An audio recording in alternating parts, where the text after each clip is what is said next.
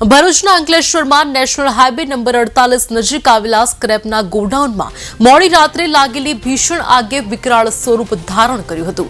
આગની જ્વાળાઓ અને ધુમાડાના ગોટે ગોટા દૂર સુધી દેખાતા હોવાથી વિસ્તારમાં અફરાતફરીનો માહોલ સર્જાયો હતો।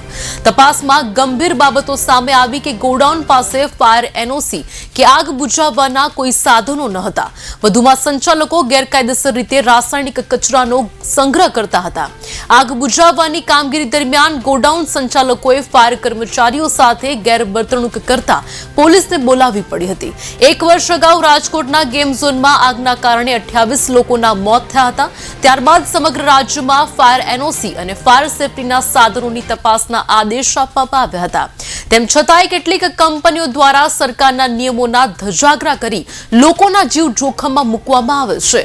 વારંવાર ફાયરના સાધનોના અભાવે અનેક લોકોએ પોતાના જીવ ગુમાવ્યા છે। ત્યારે જોવાનું રહ્યું કે આવી કંપનીઓ દ્વારા કોઈ કાર્યવાહી કરવામાં આવશે કે કેમ તે જોવાનું રહ્યું। સ્થાનિકો દ્વારા માંગ કરાઈ કે આવા ગોડાઉનો માટે કડક નિયમો અને નિયમિત દેખરેખની વ્યવસ્થા ગોઠવવામાં આવે જેથી ભવિષ્યમાં આવી દુર્ઘટનાઓ ટાળી શકાય। આજરોજ અંકલેશ્વર નેશનલ હાઈવે 48 નજીક રણછોડ માર્કેટમાં અચાનક આગ લાગી હતી।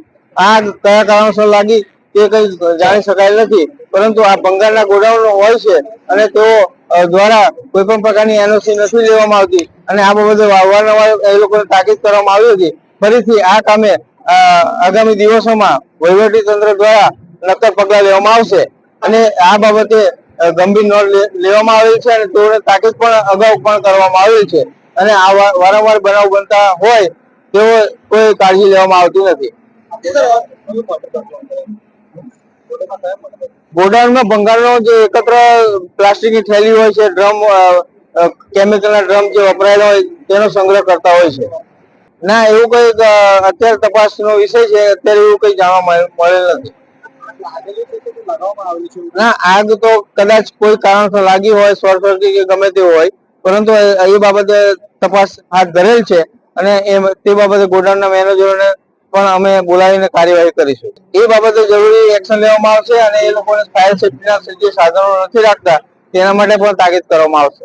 હાલ 1 કલાક પહેલાથી અમને કોલ આવ્યો હતો, 1 કલાક પહેલા, કે મહાવીર નગર માં એક ગોડાઉનમાં આગ લાગી છે અને અમે આવતા આગના ધુમાડા રસ્તા પરથી જ દેખાતા હતા।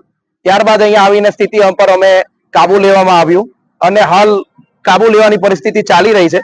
અંદાજિત 3 fire brigade, Panoli fire brigade, Bharuch fire brigade અને ડીપીએમસી ફાયર બ્રિગેડ, અમે ત્રણેય ફાયર બ્રિગેડના જવાનો હાલ ઉપસ્થિત છે અને આગ પર કાબુ લેવાનો પ્રયત્ન ચાલુ રહે છે। આજુબાજુના ગોડાઉનમાં કોઈ પાસે એનઓસી છે કે એવી જાણ મળી છે ખરી?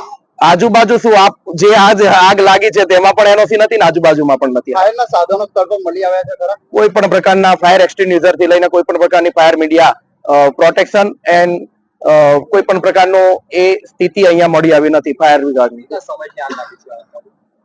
સમયથી આગ લાગી? હાલ 1 કલાક તો થઈ ગયો છે, હજુ આગ પરિસ્થિતિ કાબુ લેવાની સ્થિતિ ચાલુ રહી છે। તમારા ફાયર જવાન સાથે પણ ઘર્ષણનો પ્રભાવ પડ્યો? હા, એવું બન્યું હતું, કેમ કે અમે જયારે આવ્યા ત્યારે બાજુમાં આરકે ટાયર જે છે તેના માન્ય સમીરભાઈ કે એવું કંઈક નામ છે આઈ થિંક, એમને અમારા ફાયર જવાન ઉપર સીધો હુમલો કર્યો અને તેમને ગાળાગાળી પણ કરી હતી અને તેથી અમે પોલીસ પ્રોટેક્શનને સાથે રાખ્યું છે।